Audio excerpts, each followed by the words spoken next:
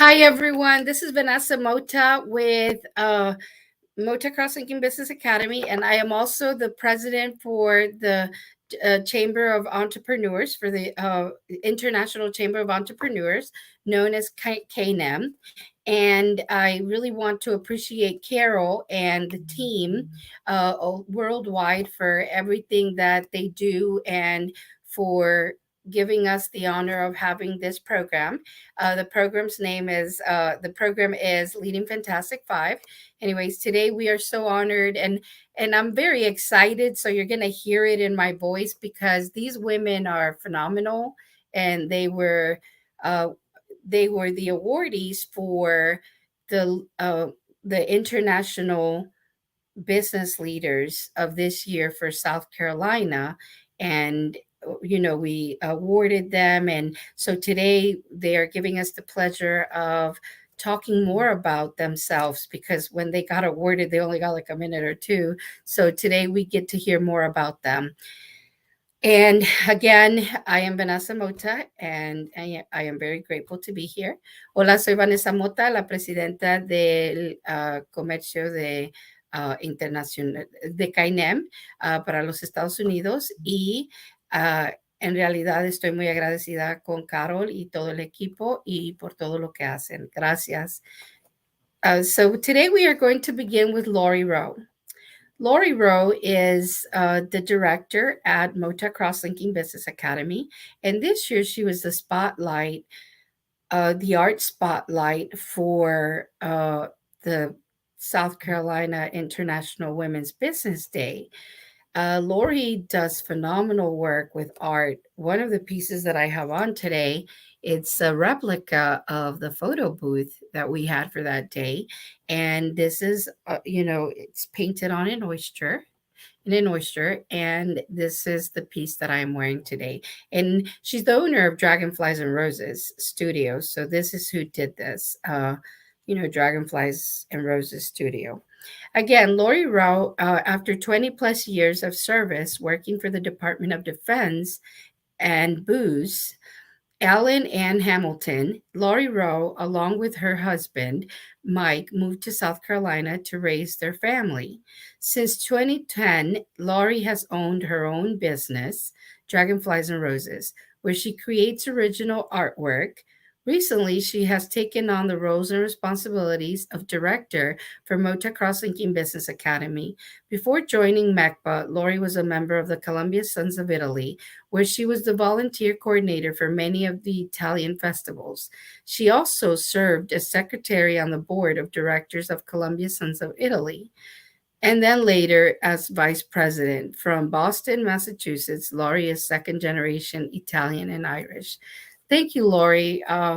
We are so grateful to have you here today. I would like you to tell us a little bit about yourself, how you became an artist, and then I want to know about your art. We saw several great pieces, during the celebration last week, and I would like to hear more about it. Like, how long does it take to make this kind of art? And especially one of the portraits that was there that was big beside, like where we were awarding. I would like for you to talk more about that, please. I think you're muted.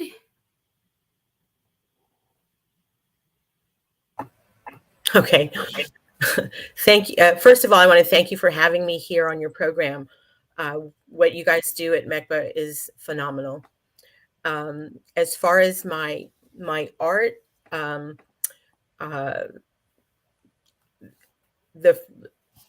art that I had presented or had shown at the International Women Leaders in Business event were pieces that I had done over the years, and the one that was highlighted was kind of based on a Monet, which he loved to do water lilies, and so I kind of wanted to do something similar.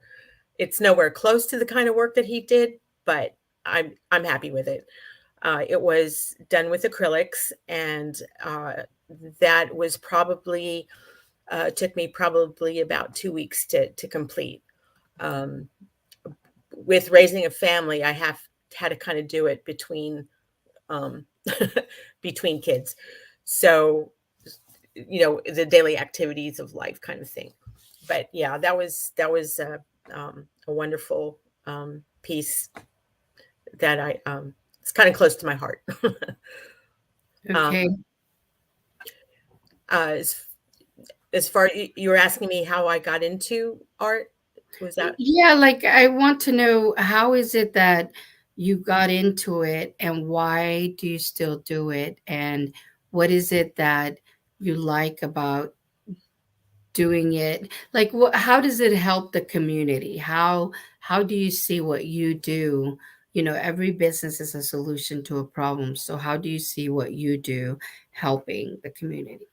Well, I started when I was a little girl. I liked to stay with my mom. She used to sew, and she would have her patterns next to her sewing, and I would sit up with her, and I would just kind of doodle and sketch. And my passion started there as a young child, and as I got older, I continued to doodle, and so I discovered that my passion, as the years went on, was art. And I did go to art school. I went to Maryland Institute of Art in Baltimore, and I also attended um, and received a degree at Anne Arundel Community College, where I continued with fine art.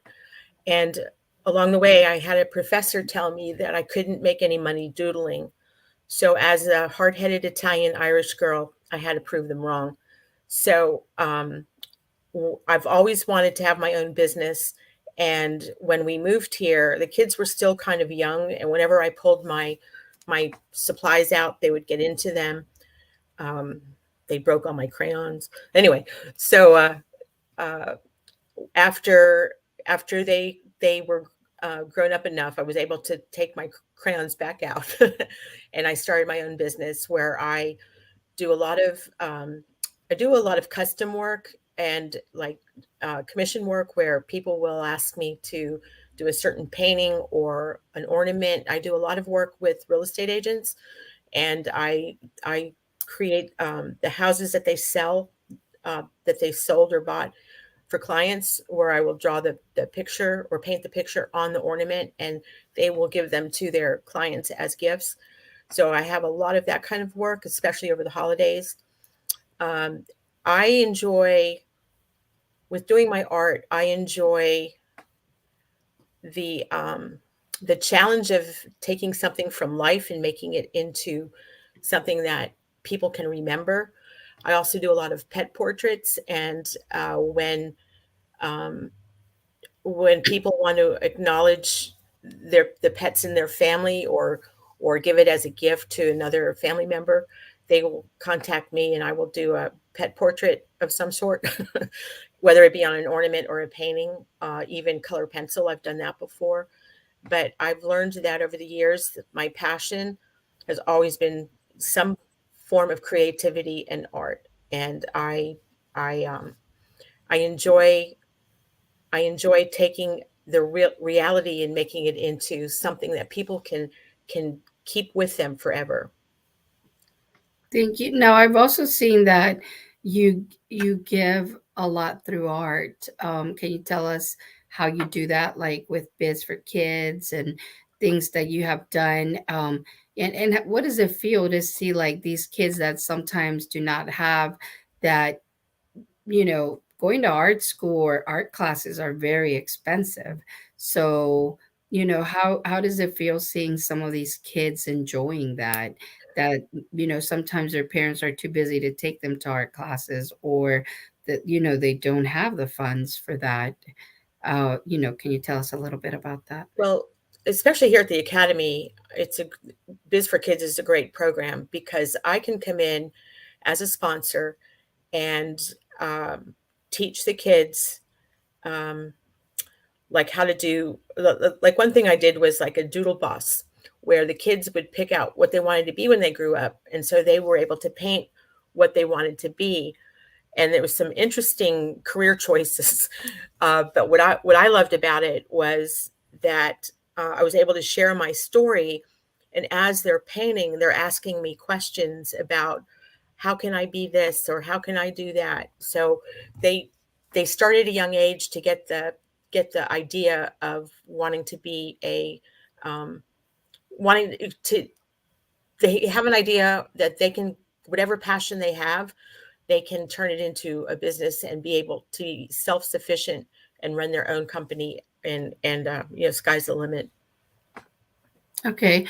Now I've seen that you do a mixture of art, like you can do international art. You can do, for example, the murals. Can you tell us more about how does it feel, or what is the difference? Is it easy to do murals, or is it what's the easiest art? What would you call it? Like painting? Style.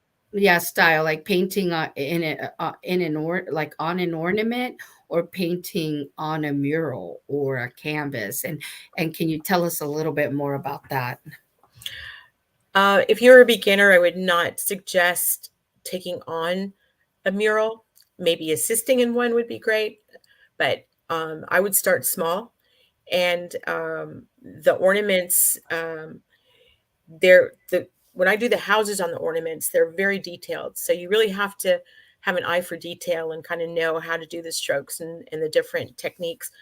Uh, when I would recommend, if you're beginning to do work small, and then when you get to the point where, the first time I ever did a mural was here, and I was able to, yeah, I assisted the first artist I assisted, and then of course as I got more confident, I was able to create murals for the academy.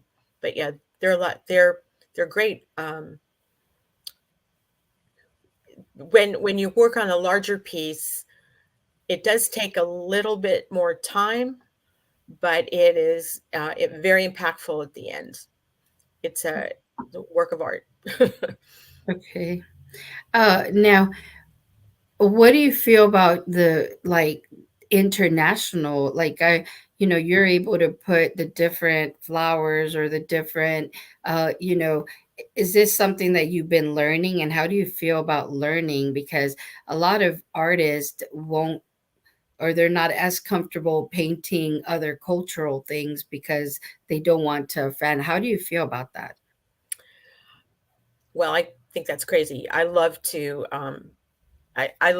be able to learn new things, and by doing these murals, I have learned so much about cultures and the different traditions of the people, and if this is celebrating like international women leaders, then I'm going to incorporate uh, flowers or something that will say that this is an international uh, painting. And so of course, flowers are also a passion of mine. I love to paint flowers. So as I will, I will research the different countries that we're acknowledging, and I will go ahead and incorporate those flowers into that painting or mural. So, so I'm always open to new things, and that's the thing. If you have a closed mind, you're not going to be able to create and put your whole heart into it. I think you have to be open to all opportunities. And when an opportunity crosses my path, I will grab it. Good. So do you feel that you have diversified your styles of painting? And Absolutely, absolutely. Uh, with my acrylic work, I will do I'll do more. Like I had some paint parties with with just recently. I had some paint parties where we did cactus, and I thought, you know, before I would think not really a fun thing to paint, but once everybody, I drew out some cactus, and once everybody painted them, it was just amazing to see all the different kinds, different colors. You, what I love about painting and teaching painting or any kind of art is you give everybody the same tools the same pencils, the same paint, the same paintbrushes, the same canvas, even the same drawing. But everyone brings their own personality to that painting. And when they are done, they are so satisfied that they actually created this beautiful piece of art. And it's theirs because they put their expression or their feelings into it. And that is what I enjoy seeing in my clients or my students. So Oh, great. Laurie, could you thank you very much for today. It was very interesting listening to all the things that you do with art and how you've diversified and grown. Could you leave us with a message from Laurie for us to, take it upon and use it for growth? I'll leave you with a couple things. One is, don't be afraid. Life's too short. Eat the cake, paint the painting, just do it. Just go and do it. It doesn't matter how old you are. Don't be afraid. I had a painting, my first painting party I ever held. One person showed up to it.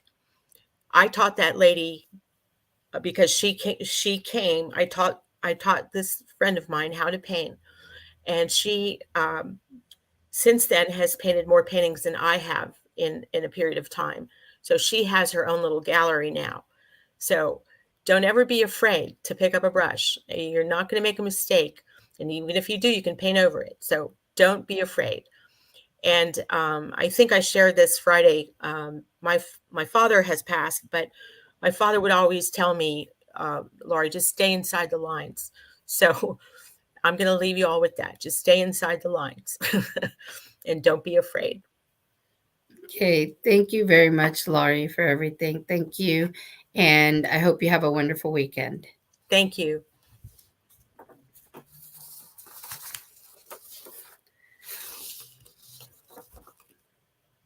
Hi, thank you very much. And thank you, Laurie. It's always nice to hear about paintings and stuff. I love it. I have been learning with Laurie how to do certain things, and I feel so relaxed. Uh, Anyways, after a long day of work, it relaxes me. So next we have Miss Lynn Co.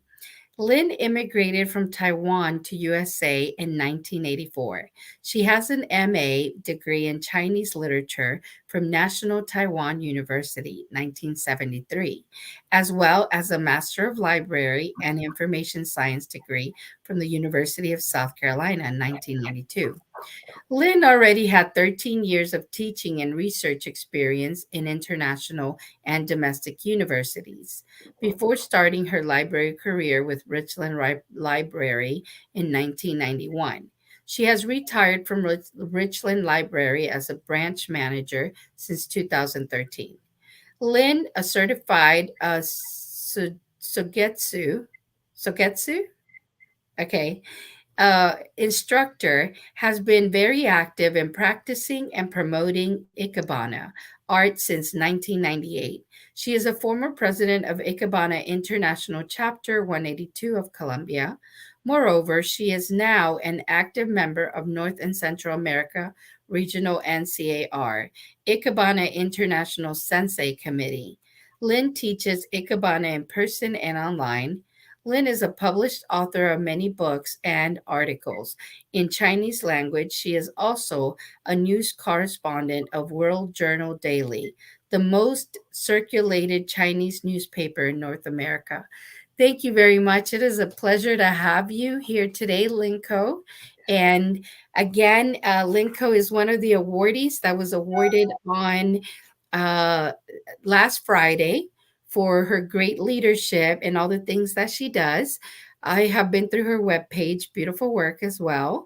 I would love for you to tell us a little bit about your story, Lynn, please. How did you get here? Yeah, I came to this country the year of 94 because my husband came over to pursue his PhD degree. So I sort of like quit my university teaching job and then coming over. And at that time, I think I did not know what would happen in the future for me. So after making all kinds of training and adapting.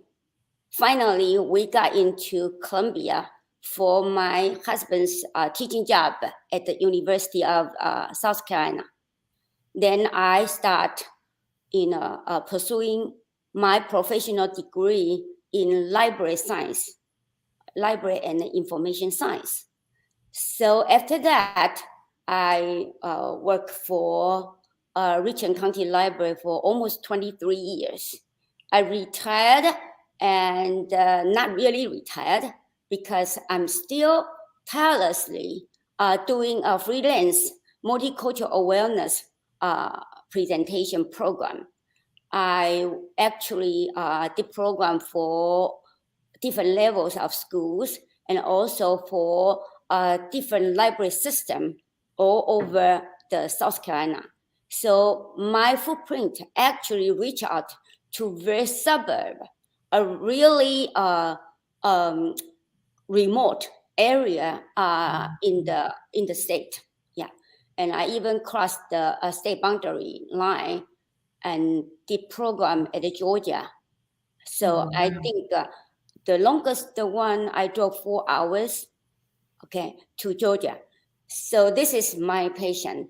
And then I got involved with the Japanese flower arrangement the year of 1998. But at that time, I was still working full-time, really did not have too much time to think about how much time I want to put into the flower arrangement. But after my retirement, my Japanese teacher, she encouraged me to pursue a certificate to become a flower arrangement teacher. So then I followed her advice. Finally, I was certified to be a internationally, Sogetsu instructor. So it means I can teach a student either online or in person. And now I'm actually teaching students in person in Columbia once a month. And online, at this time, I only take an invitation. Any kind of organization that invite me to do a presentation online through Zoom, I would love to do it. Yeah. So it keeps me very busy, very, very busy.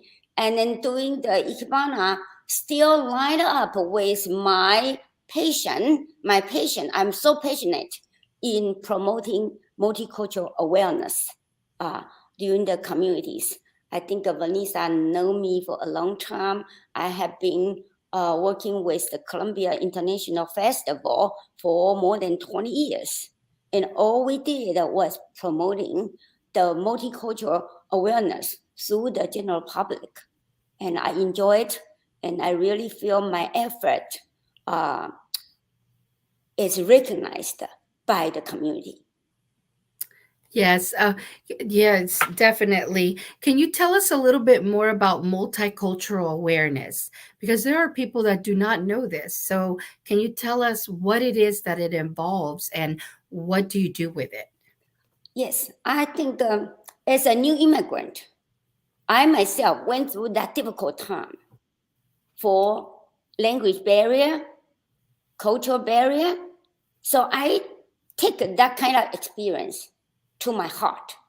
And I want to help new immigrants to save them time, to save them trouble in getting into the right track as soon as they come to the country.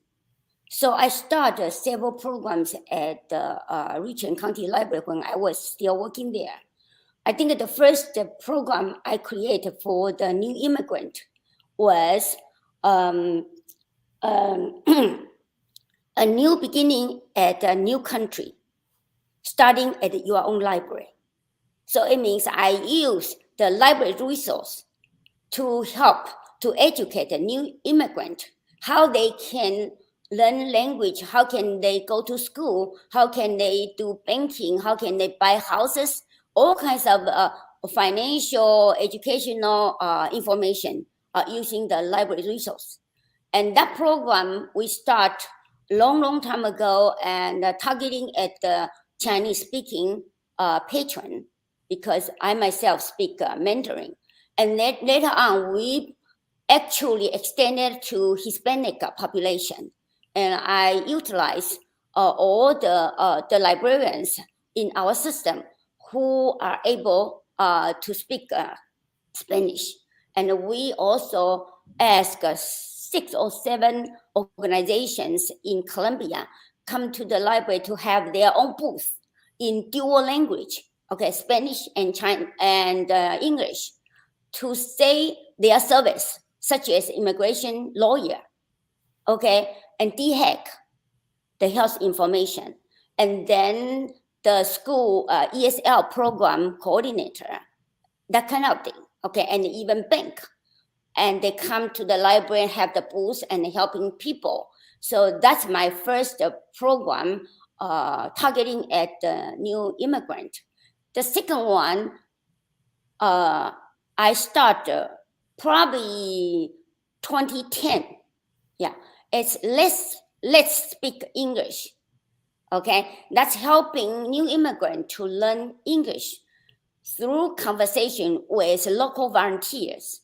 So I utilize the retirees from the community to come in and sit down, and then to encourage the new immigrant to speak English.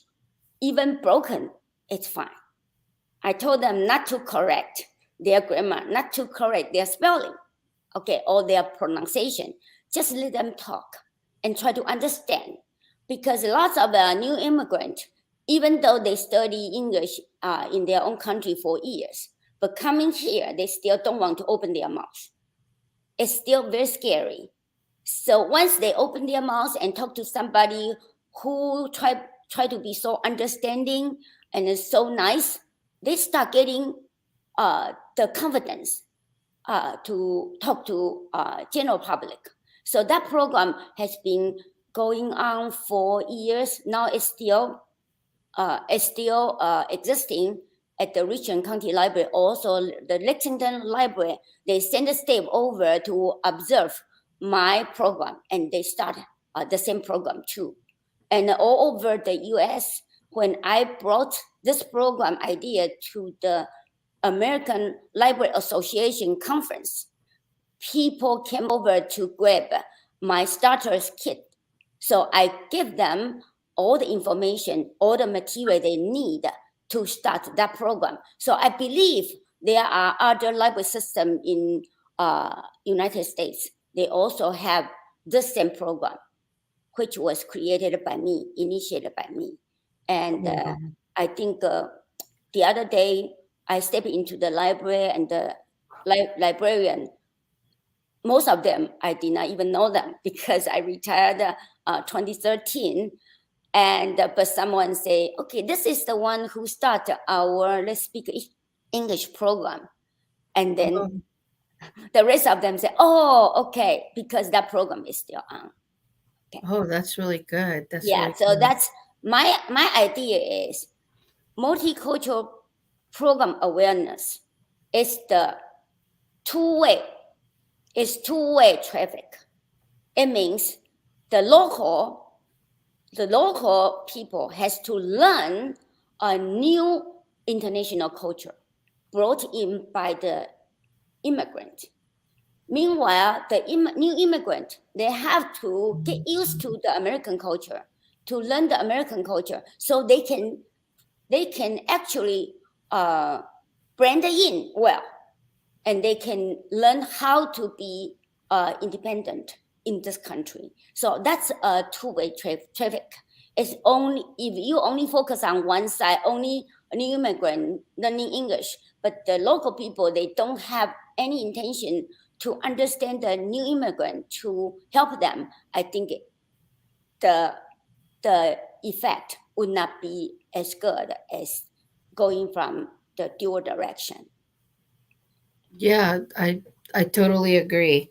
I really agree. And how do you do any of this outside of the library, or it's all in the library?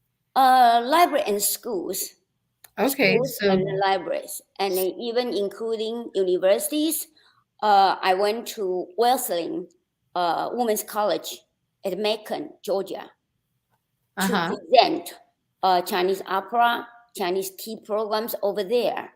Okay, so I think I really travel far, and I went to Atlanta actually to present introduction to Ikebana, to their Ikebana organization years ago. Oh, Yes. okay.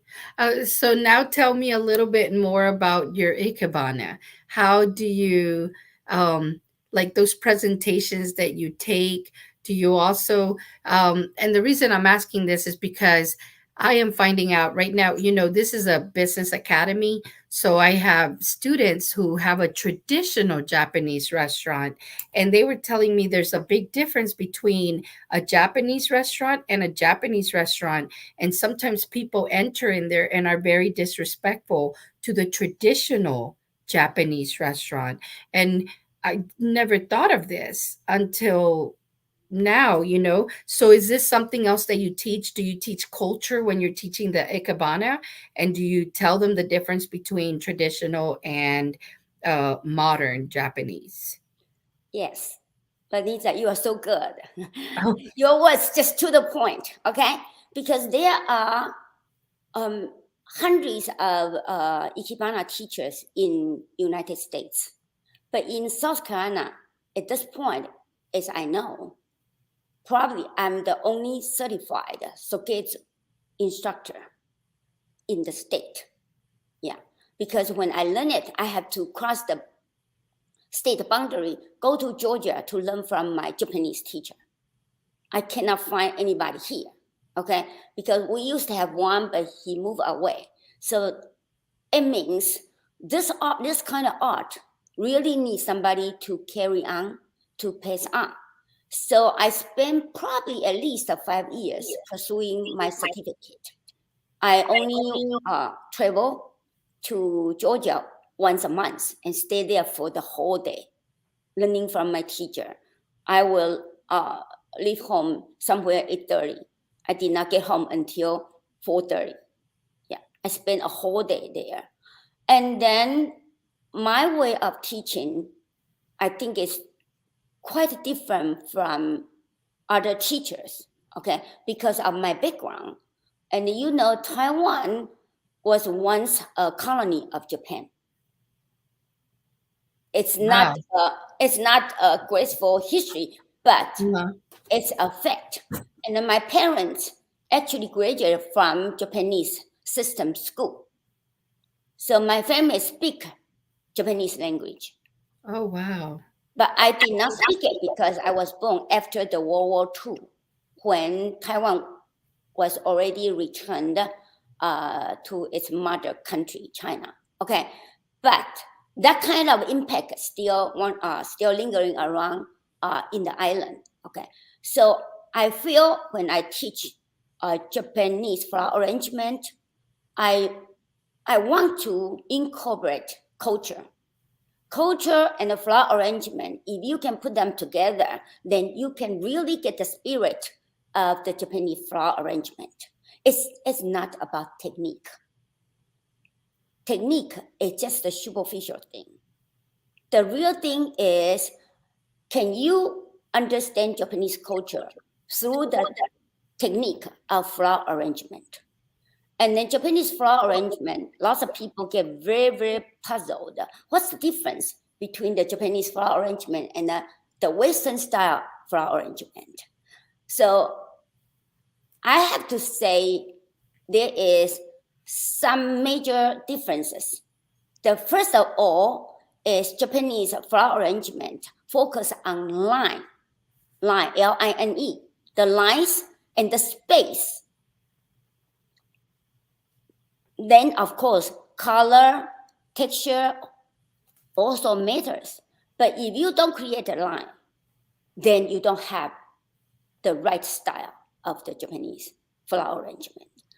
But the Western flower arrangement, most of the time, you walk to a florist store, you probably bought lovely roses or sunflowers, any kind of flower you like, and you buy 3 bunches, 2 bunches, and go home, just put into a glass jar and let them just stay there, and they are beautiful. Of course, they are beautiful, but the Japanese flower arrangement does not do that thing. They only need 2 or 3 branches of the twig, and then maybe 3 flowers and some green leaves, and they will use that one to create a very beautiful line, balanced, and with lots of space in between to allow each flower, each plant to have their own space, their own air.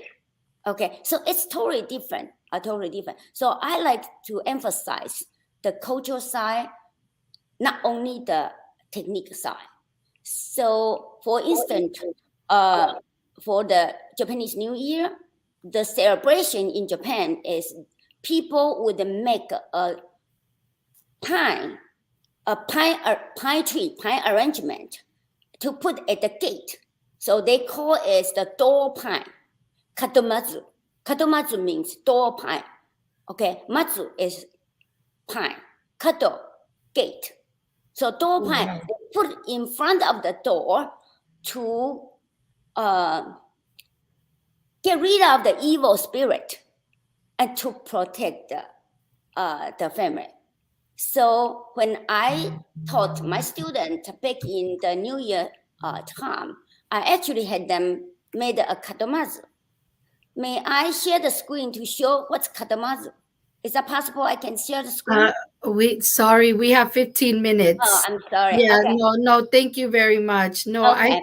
I am very amazed with all of this, and I really want, now that I'm looking at all this, I think we should have a presentation here at the Academy. It is so beautiful. But today was about spotlighting you, all the great things that you have been doing. Could you leave us with a beautiful message from you, Lynn Co, to the international community, please? Well, from the flower arrangement point of view, I have to say one thing. Beauty is in the eyes of beholder. When you do flower arrangement, after you learn the basic, then you have your own creation. And once you feel this is the way you want to do, insist on that. Some people will appreciate. You don't have to make everybody happy, but you are happy. And some of the audience, they will be happy too. Okay? So beauty is really in the eyes of a beholder. Don't try to please everybody, and trust yourself. Thank you very much, Lynn Co. We really appreciate everything that you do, and I love all your work, okay? Thank you very much. Thank you. Okay, have a wonderful weekend, and I hope you have a wonderful day today, okay? You too. Thank you. That was Miss Lynn Co. Thank you very much. And next we have Lynn Co, as we had talked about, does the Ikebana art and everything. And it was amazing to have this time with Miss Lynn Co. And again, this is the Leading Fantastic Five. Next we have Jalexi Mota, and she is a student at USC. She's currently studying aerospace engineer, but I know that her forte is engineering. And she is also one of the ones that was awarded this past Friday for International Women Business of the Year. As she is studying, she also has her own business. Tulexi is also one to give back to the community in many ways. She is the director of Biz for Kids and owner of Jalexi's Curvy Boutique. She is currently a student at the University of South Carolina studying aerospace engineering. She has also completed many other programs such as aerospace, CPR, and well-being coach with CDC. At Mota Crosslinking Business Academy, she is the manager for Biz for Kids, a program to teach kids the importance of business management. Curvy Boutique was created out of the need to help build more fashion options for a curvy woman. And Hiraposa Cosmetics is the skincare and cosmetics line. Thank you very much, Chilexi, for being here with us. So, how's life as a student treating you? First, I want to say thank you for inviting me to speak today. Being a student is very overwhelming at times, but my thought is that if I just keep pushing, it will all be worth it at the end. So How that's what many hours are you doing right now? right now I am doing 17 to 18 hours this semester. Um, in total, in a year, I'm doing 34 hours. Wow. Okay. Wow, that's a lot. So tell us a little bit about what you're studying.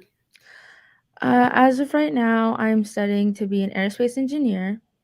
Uh, my goal is to design planes or anything that goes up to space. I know a lot of people think of astronauts or like mechanical engineering, but what I really want to do is like the aesthetics of the planes or missiles or anything that goes into that um, aspect. Wow, you're talking Mars to me right now. But anyway, so this is really good. So aside from going to school and studying engineering, you are also a business owner. Tell us about that. Yes, I do own Jalexi's Curvy Boutique, where I have clothes for curvy girls. Yes, I have some clothes that are a bit smaller. You know, I like to be inclusive to all sizes, but my main goal is to make bigger, curvy women feel more confident in their skin and in their body. Um, because I feel like every woman should feel as if they're worthy and they should feel beautiful, even if they are a bit bigger. And then in Jalexi's Curvy Boutique, I have Hiraposa's Cosmetics, where everything is organically and uh, handmade. Um, and as of right now, I have organic soaps and scrubs, lotions, just anything that will help, like keep your skin hydrated, smooth.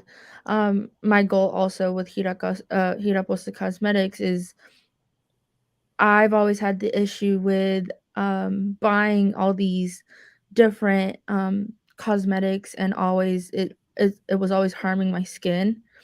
And I want people to feel comfortable to use these cosmetics, and I'm also using them for my benefits as well.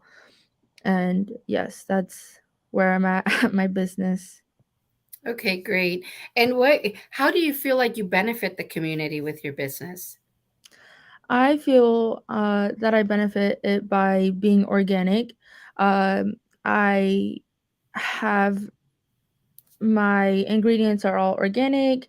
Also, I use essential oils.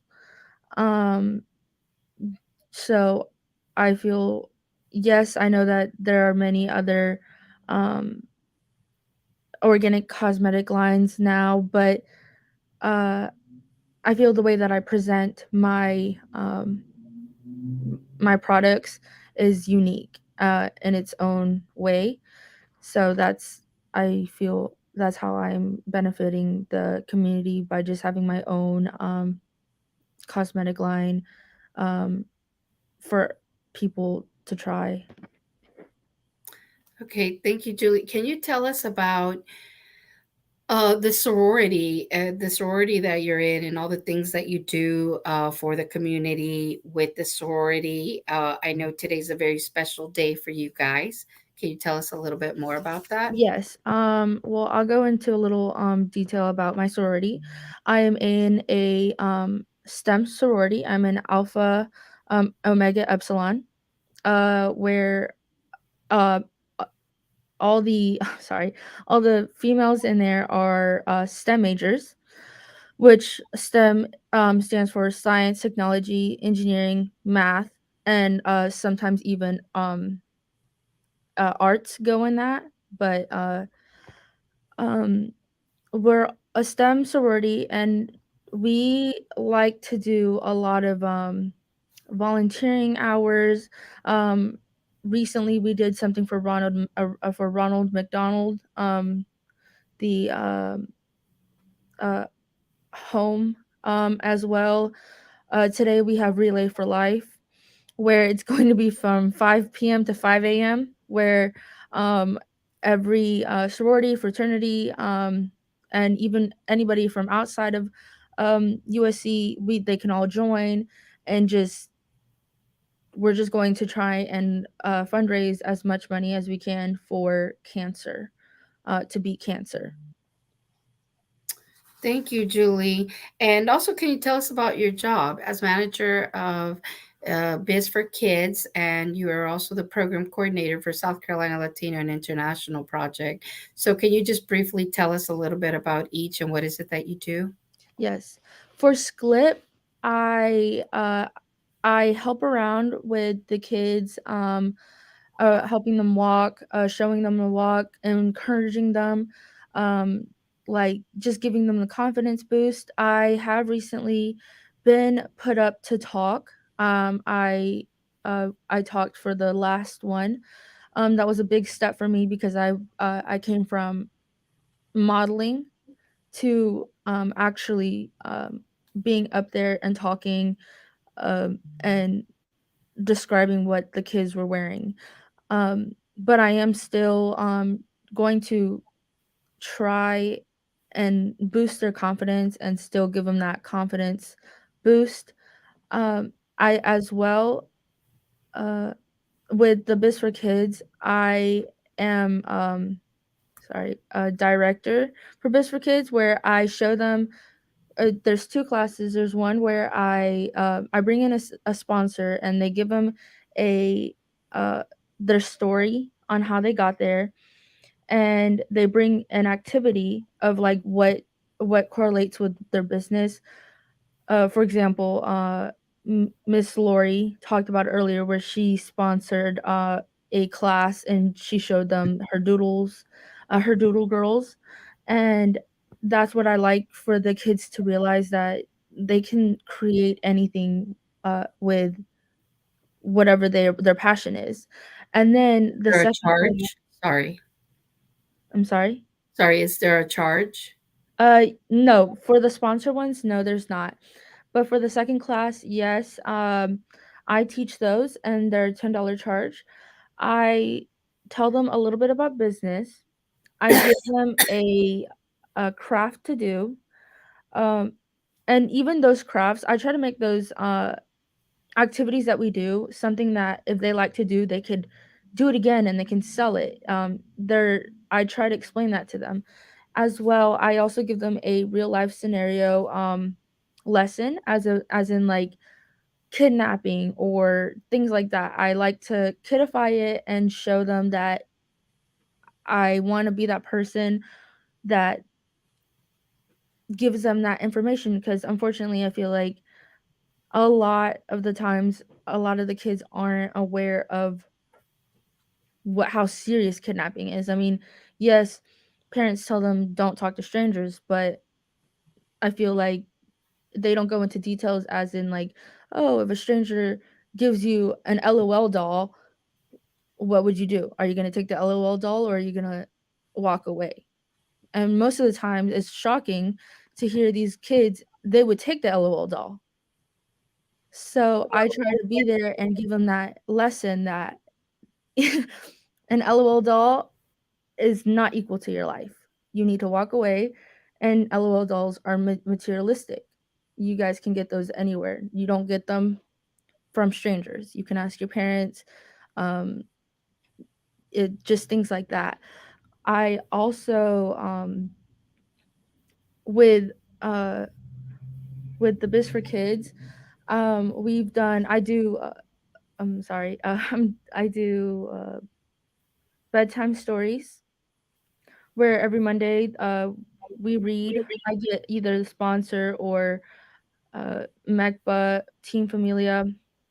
We get someone different to read a book, a bedtime story on Mondays.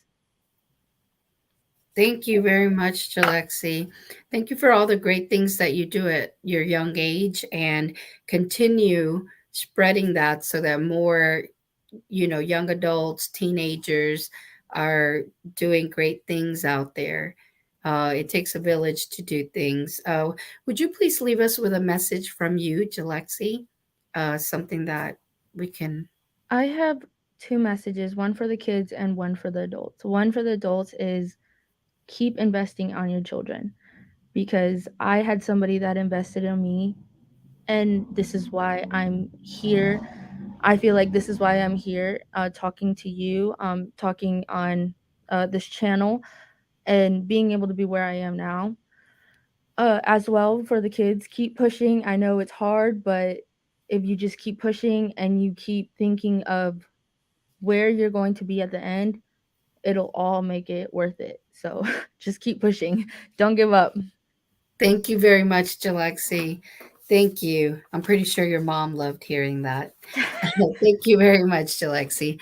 Anyways, thank you very much, and I hope you have a wonderful weekend. That was Jalexi Mota, our star student right now, and hopefully we can get more young adults in here, with different backgrounds. Next, again, uh, you know, last but not least, is Irina. Irina is a wonderful woman. She is Russian, and her and her husband Alex live in Columbia, South Carolina. Last year, they celebrated their 45th anniversary. Congratulations. Thank you. The Ponomarevs have two grown daughters, Marina and Mila, and two grandsons. They are from St. Petersburg, Russia, where they worked as physicists, right? I can Yeah. physicists. Okay. Uh, Irina started her career as an engineer, designing X ray equipment for research. She worked over 10 years teaching at one of the colleges in St. Petersburg.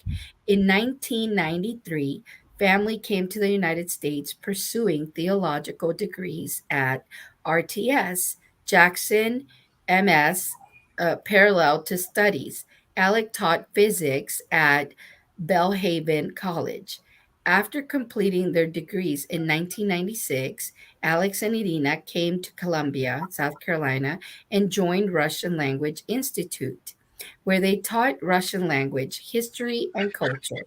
In 2002, they initiated a new organization, MOST. MOST is the Russian word for bridge, and it reflects their desire to serve as human bridges between American and Slavic peoples. Together with her husband, Irina travels to Ukraine several times a year, working on numerous projects between American and Ukrainian organizations. Thank you very much, Irina. So, Irina is here today because she is one of the awardees that was awarded last week for International Business of the Year. Whether you're a nonprofit or a business owner, it doesn't matter.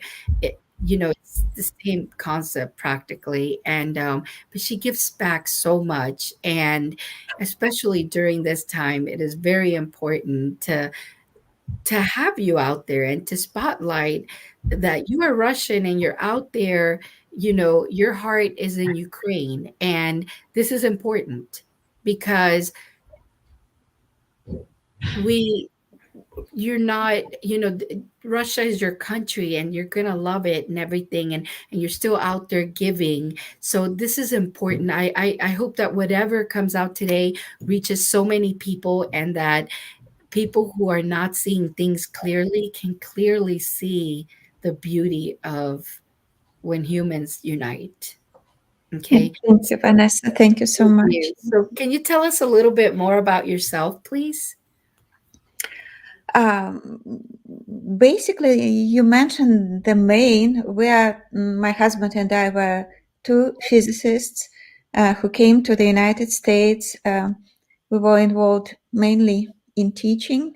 When finally in 2002 we started the ministry that became our love, our passion, our calling, and it is called MOST, Ministry of Outreach to Slavic Tribes, but it is also the Russian word for bridge.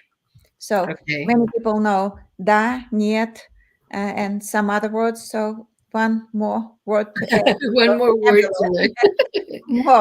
Most means bridge, and that's how we see ourselves, as bridges of love between people in different parts of the world, and even within the place where we live, Columbia, South Carolina, because as you perfectly know, Columbia is a place where we have so many nationalities and people coming from all over the world. Columbia International Festival is a huge witness to that. So we see ourselves as bridges of love between people of different nationalities and different backgrounds. So right now we're mainly involved with helping with different projects overseas, mainly in Ukraine, because of all the pain that is, happening in Ukraine. We feel that we can ease this pain a little bit by providing help, working with refugees. There is a network of churches that are involved in helping refugees. So we assist these churches and help their ministry more effective. And you probably heard that over 3 million Ukrainians are now displaced. And if they go from north to south or east to west of the country, they usually travel through the central part where most of our friends and most of the churches are. So it's a challenging time, heartbreaking time, but on the other hand, it's the time when the best and the worst in every person is revealed. Yes. Mhm. Yes, you are right. So it is. And so what are some ways that we can help you here in the US to reach that help, or what are some things that, I mean, if you can let us know. Yes, we mainly we raise funds to help churches to meet needs of all these refugees. But I'm in constant contact with all my friends, and I have hundreds of friends. Many of them need an advice, spiritual support, just somebody to talk to. And that's why I'm communicating back and forth all the time. Okay, so this is good. Well, let us know however we can help. And I also know that you run the Russian. I'm part of that organization, and I love it. I haven't been to anything after, but I used to be more active before the pandemic. Are you guys back Mhm. up and running, or? Mhm. You mean Russian? You mean the festival, or what are we talking about? No, the organization that you have with all the Russian, Ukrainians, everybody comes together here in the US. Um, We we I don't forget. have an official organization, but we have a community Yeah, of the 1,000 community. plus people. Yes, and, Yes. community is not organization, but Yeah, yeah. because we are among the first Russian speakers in Colombia, we feel that we are like mom and dad to the Yeah. Russian-speaking community, and sometimes grandmother and grandfather. Yes, I have seen with that. with And all responsibilities of being father and mother and grandfather and grandmother. Responsibilities that sometimes we enjoy, sometimes we don't. sometimes you don't. But I love watching it. And I used to love going to the Picnics and picnics and stuff. yes, and all kinds of community Yeah. events. Yeah. Yes, it was fun. Mhm. But I'm glad that you do all this. This is all the stuff Thank you. that shows, that you're very involved in the fact that you welcomed us, to your community. That was very beautiful as well. And we really, Thank really you. enjoyed the Christmas, all the Mhm. stuff that you Mhm. guys do. Very beautiful. So, Thank you. Irina, we are very grateful for everything that you do, you and your husband. I see your husband's very active in the 5K walks and runs and He runs, oh, he's yeah. champion of Colombia. And Yes. he has been a champion for I think 7 or 8, maybe even more consecutive years in his age group. Oh, he said 12 years. 12 Oh, years. 12 Champion of years. Colombia. He's a Congratulations. good runner. He's a passionate runner. Tell Alex we said congratulations. And Thank you. Thank you. honestly, so I wanted you to tell us everything that you do. And, one of the things is if there's anything else that you would like to share with us about, what you do with the communities. And if you could leave us with a beautiful message coming from you, Irina. Mhm. Uh,